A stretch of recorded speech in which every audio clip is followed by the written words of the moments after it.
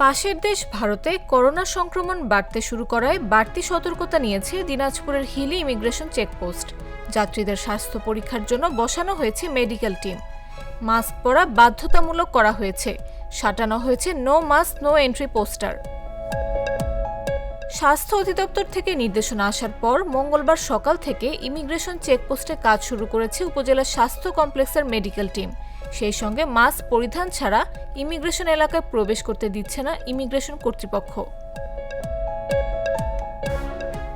উপজেলা স্বাস্থ্য কমপ্লেক্স সূত্রে জানা গেছে, চলতি বছরের এপ্রিল মাস থেকে বিশ্বের বিভিন্ন দেশের মতো ভারতেও করোনা ভাইরাসের সংক্রমণ বৃদ্ধি পেতে শুরু করে। মে মাসের দিকে এটি বৃদ্ধি পেয়ে দ্বিগুণ হয়। চলতি মাসে ঢাকায় ৮০ বছরের এক বৃদ্ধ করোনায় আক্রান্ত হয়ে মৃত্যুবরণ করেন। মাস্ক ব্যবহারকে সাধুবাদ জানিয়ে জয়পুরহাট থেকে ভারতে চিকিৎসা নিতে যাওয়া এক যাত্রী বলেন, এটা অনেক ভালো কাজ। শুধু করোনার জন্য মাস্ক ব্যবহার করতে হবে এমনটা ঠিক নয়। আমার মতে সবসময় এটি ব্যবহার করা উচিত। ইমিগ্রেশন চেকপোস্টের বাড়তি সতর্কতার বিষয়ে জানতে চাইলে পুলিশ পরিদর্শক আবু তালেব বলেন, ইমিগ্রেশন চেকপোস্টে করোনা মোকাবেলার জন্য যাত্রীদের স্বাস্থ্য পরীক্ষার বুথ বসানো হয়েছে। সেখানে উপজেলা স্বাস্থ্য কমপ্লেক্সের একজন প্রতিনিধি আছেন। তিনি যাত্রীদের স্বাস্থ্য পরীক্ষার জন্য অন্যান্য পরীক্ষা নিরীক্ষা করছেন। আমাদের হিলি ইমিগ্রেশন চেকপোস্টে করোনা মোকাবেলার জন্য হেলথ স্ক্রিনের জন্য আলাদা বুথ রাখা হয়েছে। সেখানে উপজেলা স্বাস্থ্য কমপ্লেক্স হতে আমাদের একজন প্রতিনিধি আছেন।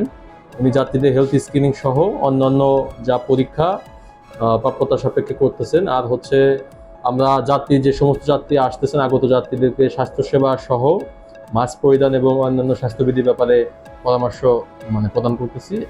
করোনার নতুন সংক্রমণ উপসর্গগুলোর বিষয়ে জানতে চাইলে হাকিমপুর উপজেলা স্বাস্থ্য কমপ্লেক্সের আবাসিক মেডিকেল অফিসার হুমায়ুন কবির বলেন, আমরা মানুষকে বিভিন্নভাবে সচেতন করার চেষ্টা করছি।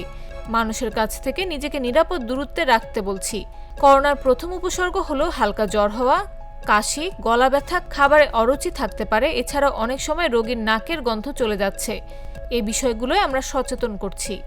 আমাদের পার্শ্ববর্তী দেশ ভারতে কোভিড শনাক্তকরণের সংখ্যা অনেক বেশি বেড়ে গেছে। আমাদেরও দেশেও করোনার গেল এপ্রিল মাস থেকে করোনার রোগীর সংখ্যা বেড়েছে। আমরা মূলত যেটা করছি সেটা হচ্ছে, যদি কোনো সন্দেহভাজন রোগী আমরা পাই, সেক্ষেত্রে তাদেরকে পরামর্শ দেওয়া।